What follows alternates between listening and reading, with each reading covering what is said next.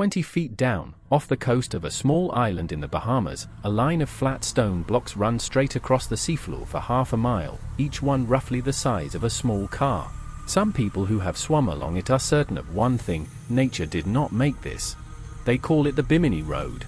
And for over 50 years it has split scientists, divers, and treasure hunters into two camps that still cannot agree on the simplest question anyone could ask about it: is it a road at all, or just a very convincing accident of geology? One side says it is limestone, shaped by nothing but tide and time. The other points to straight edges, right angles, and a depth that lines up with an old prophecy about a lost civilization. We will lay out both cases fully and fairly. The verdict, when it finally comes only at the very end. The story begins on a September morning in 1968, when a pilot named Robert Brush was flying low, just a few hundred feet up, over the clear shallows north of North Bimini Island, running a routine survey flight for a Florida land developer scouting the coastline. Looking down through the gin-clear water, he saw something that made him bank the plane around for a second look: a long, pale, unmistakably straight line running beneath the surface for what looked like hundreds of feet, where only scattered rock should be. Word reached a zoologist and self-taught researcher named Dr. J. Manson Valentine, who had spent years combing these waters for a legend he believed in completely. Within days he had chartered a boat and was in the water himself, mask and fins, staring down at the formation. What he found looked, to his eye, deliberate. Flat-top blocks, roughly rectangular, some stretching 15 feet across and standing 2 to 3 feet thick, laid edge to edge in a line that ran arrow straight for hundreds of feet before curving gently, like the letter J, and continuing on for the better part of half a mile. Valentine announced his find to the world within weeks. He did not call it a curiosity. He called it a road, a wall, a harbor structure, the remains, he insisted, of something built by hands long before recorded history began. The press loved it instantly. Newspapers ran the story under a single, electric word, one that had haunted the popular imagination for over 2,000 years: Atlantis. To understand why that word landed so hard, you have to look closely at the formation itself, because the exact geometry, the size of every block and the angle of every joint, is what started the argument in the first place. The blocks are not identical, but many share a similar thickness, roughly 2 to 3 feet, span anywhere from 3 to 6 feet across, and carry a flattened top surface unusually even for naturally broken stone. Between many of the blocks run visible seams, straight gaps only a few inches wide, that some divers describe as looking less like natural cracks and more like mortar joints that have simply washed clean over centuries.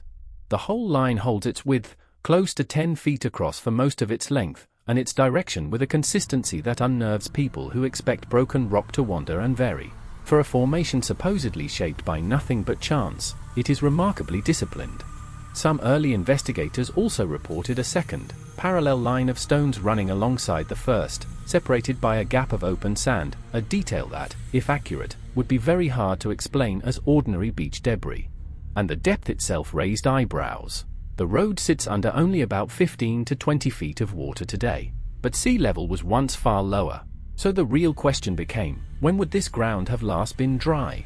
That question led straight back to a name that had nothing to do with diving at all: Edgar Cayce, an American psychic who died more than a decade before Brush ever flew over Bimini. In trance readings given in the 1930s, Cayce claimed that Atlantis, the legendary lost continent, had a remnant that would begin rising again near Bimini. He even gave a year, 1968. When Valentine's photographs surfaced in exactly that year, believers felt a chill. A decades-old prediction, made by a man with no diving equipment and no satellite maps, appeared to have landed precisely on target. It is worth pausing here, because this is the moment the story stopped being purely about geology and started being about belief. Two very different audiences were now looking at the same rocks. To one audience, the Cayce prophecy was proof enough on its own. To the other, a psychic's guess landing near a real geological feature was simply a coincidence dressed up as destiny. But belief does not move geology. So while the headlines chased Atlantis, actual scientists went back into the water to look at the stone itself, block by block. What they found first was reassuringly mundane, at least to a geologist's eye. The stone was limestone, the same soft, porous rock that makes up the Bahamas banks themselves. And limestone in a place like this has a well-known habit. As ancient beach sand, rich in shell and coral fragments, cements together over thousands of years through a slow chemical process geologists call lithification. It can crack along strikingly straight, regular lines, forming what is known as beachrock. These cracks tend to form at right angles to each other and parallel to the ancient shoreline, because that is simply how the sediment layered down in flat horizontal beds and later fractured under its own weight, the steady pull of the tides, and centuries of alternating wetting and drying. Modern beachrock forming today on nearby Bahamian shores shows the exact same pattern: flat tops, straight seams, right-angle joints, produced by tide and chemistry alone, with no human hand involved at all. Core samples drilled from the Bimini blocks came back consistent with this story: layered sediment banding visible under a microscope, the same mineral composition as the surrounding seabed, and an age, by some estimates several thousand years, that fits comfortably within natural, ongoing geological processes. By the 1970s, this beachrock explanation had become the dominant scientific position. Most geologists who examined the site walked away convinced they were looking at nature, not masonry. And yet the case never fully closed, because a handful of persistent details at Bimini kept refusing to fit the tidy natural story quite as neatly as the textbook version suggested, no matter how many times skeptics ran the numbers. Some blocks appeared to rest on pillar-like supports, or showed a second layer of stone stacked directly beneath the first with a gap of open water between the two, a configuration that beachrock, which normally forms flat in a single continuous sheet, does not typically produce. One early survey reported large, unusually rounded corner blocks, some measuring roughly 10 feet across, at a turn in the formation, shapes that struck several observers as more deliberately worked than a random fracture line would produce.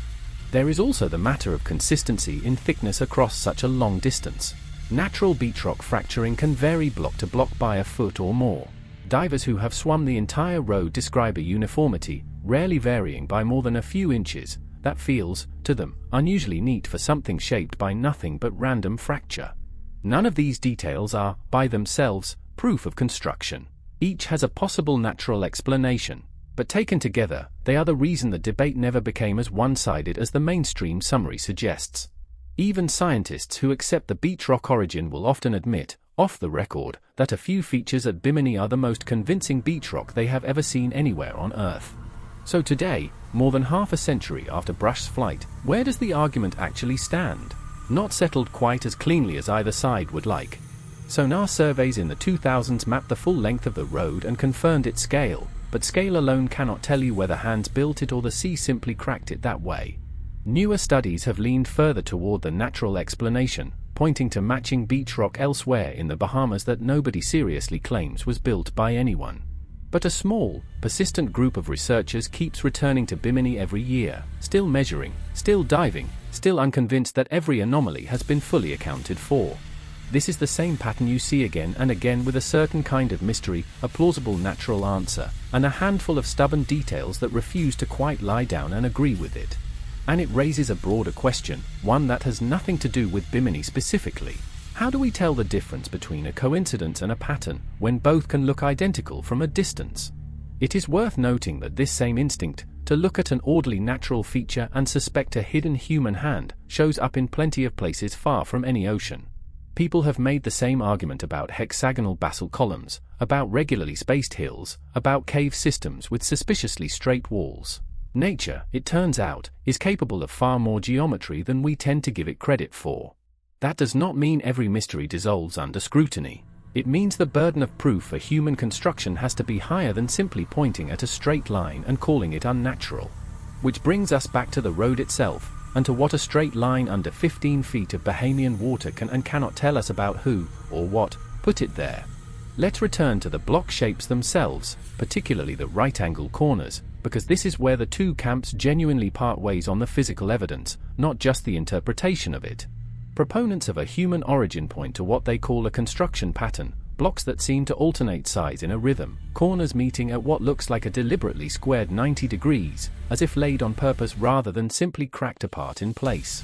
Skeptics respond that beachrock fracturing genuinely can produce rhythm-like patterns, driven by the regular spacing of ancient tidal pools and root systems that shaped the original sediment layer. Both explanations are physically possible. Neither has been proven beyond dispute. And that, more than any single photograph, is the honest state of the Bimini Road today. It is worth pausing on how the story is often told, because the popular version usually picks a side long before it reaches this point. Documentaries built around Atlantis tend to show only the most suggestive angles, the straightest stretches, the sharpest corners, while skipping past the messier sections where the formation looks exactly like broken beach rock. Documentaries built around debunking do the same thing in reverse, leading with the plainest beach rock comparisons and leaving out the sections that even trained geologists have called unusually convincing. Neither version is dishonest exactly.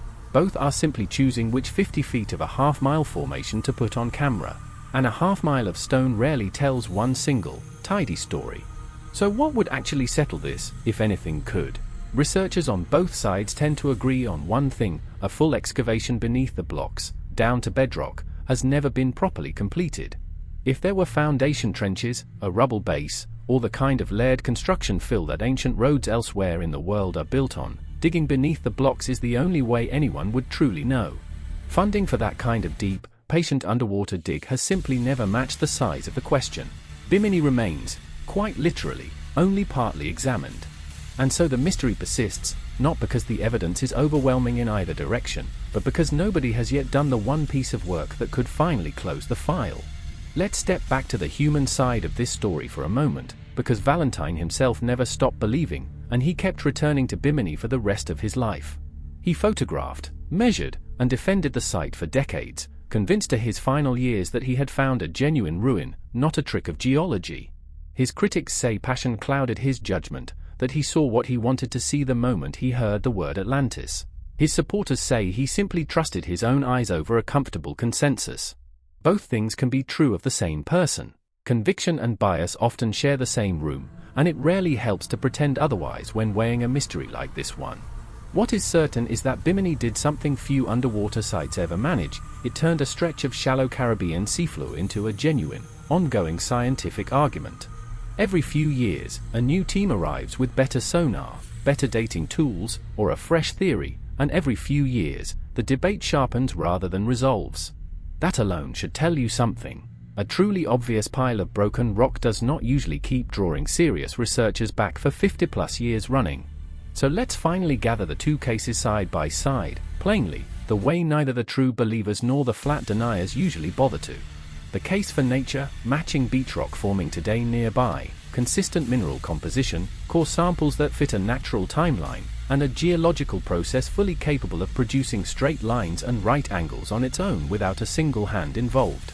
The case for construction, unusual uniformity in thickness across a long span, reports of stacked double layers and rounded corner blocks measuring feet across, a depth consistent with a shoreline from thousands of years before recorded history, and a foundation that, after 50 years, has simply never been fully excavated. Neither list, on its own, delivers a verdict beyond all doubt. That is not evasion. That is simply where 50 years of honest investigation has actually left us. And maybe that is the real reason Bimini has outlasted so many other ocean legends. It never fully surrendered to either the myth or the mundane explanation. It sits exactly on the line between the two, which, appropriately enough, is precisely where this particular line of stone has always sat, 20 feet down and half a mile long.